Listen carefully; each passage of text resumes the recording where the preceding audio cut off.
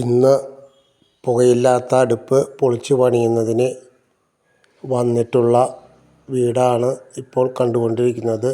ഇവിടെ ആലുവ അടുപ്പ് 3 പീസ് അടുപ്പ് ചെയ്തിട്ടുള്ള അടുപ്പാണ് ഇവിടെ ഉള്ളത്. ഇപ്പോൾ ഇതിൻ്റെ ഷീറ്റൊക്കെ ഇളകി വളരെ മോശമായ അവസ്ഥയിലായതുകൊണ്ടാണ് ഇത് പൊളിക്കുന്നത്. മറ്റേ അടുപ്പും ഇതുപോലെ തന്നെ ഇളകിയിരിക്കുന്നു. പക്ഷേ ഇവർ നല്ല രീതിയിൽ അടുപ്പ് ഉപയോഗിക്കുന്നത് കൊണ്ട് അധികം വൃത്തികേടൊന്നും ചിമ്മിനി ഉള്ളത് കൊണ്ടും ഇവിടെ ആയിട്ടില്ല. നല്ല രീതിയിൽ ഉപയോഗിക്കുന്ന അടുപ്പാണ്. ഷീറ്റ് നശിച്ചു പോയി, അതുകൊണ്ട് അത് മാറ്റി മൊത്തം പൊളിച്ച് പണിയേണ്ട അവസ്ഥയാണ് ഉള്ളത്. ഇതൊരു 17 വർഷത്തെ പഴക്കമുള്ള അടുപ്പാണ്. അതുകൊണ്ടാണ് ഇപ്പോൾ ഇത് വളരെ ഈസി ആയിട്ട് എടുക്കാൻ കഴിയുന്നത്.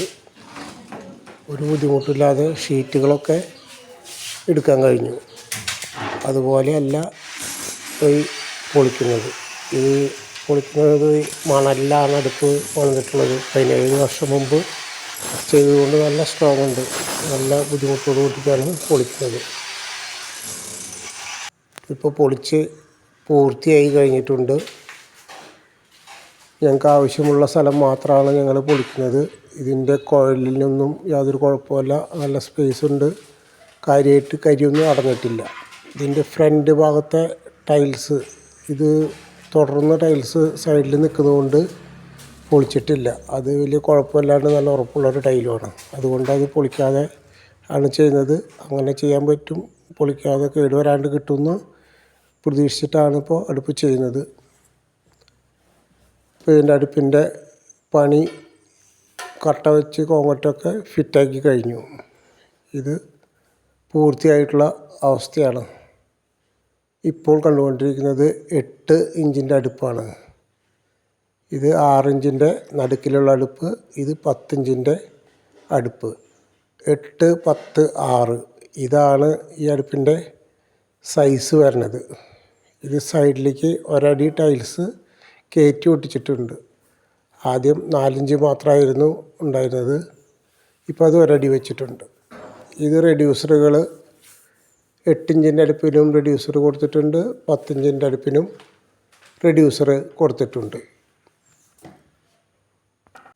ഇതിന് അടുപ്പിനോടുകൂടെ 3 മൂടികൾ സാധാരണ കൊടുക്കുന്നത് പോലെ 3 മൂടികളും കൊടുത്തിട്ടുണ്ട്.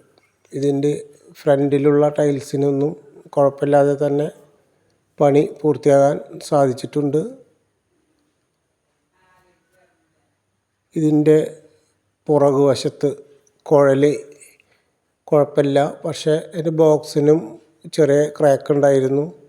അതുപോലെ അതിൻ്റെ മൂടികളും കേടുവന്നിട്ടുണ്ടായിരുന്നു. അപ്പോൾ അതൊക്കെ തീർത്ത് പുതിയ മൂടി വെച്ചിട്ടാണ് ചെയ്തിട്ടുള്ളത്. പൈപ്പൊക്കെ ക്ലീൻ ചെയ്തിട്ടുണ്ട്. ഇത് മഴ കൊണ്ട് നിൽക്കുന്ന പൈപ്പാണ്. ചിമ്മിനിയുടെ സൺസൈഡ് കുറവാണ്. അതുകൊണ്ട് മഴ കൊള്ളത് കൊണ്ടാണ് ഈ പൈപ്പിന് ഈ കളർ വ്യത്യാസം. ഉള്ളിലത്തെ കരി പുറത്ത് കാണുന്നതാണ്. ഇതുപോലെയുള്ള അടുപ്പുകൾ പൊളിച്ച് പുതിയ അടുപ്പുകൾ നിങ്ങൾക്ക് തൃശ്ശൂർ ജില്ലയിൽ ചെയ്യണമെന്നുണ്ടെങ്കിൽ ഞങ്ങളുമായിട്ട് ഈ നമ്പറിൽ ബന്ധപ്പെടുക.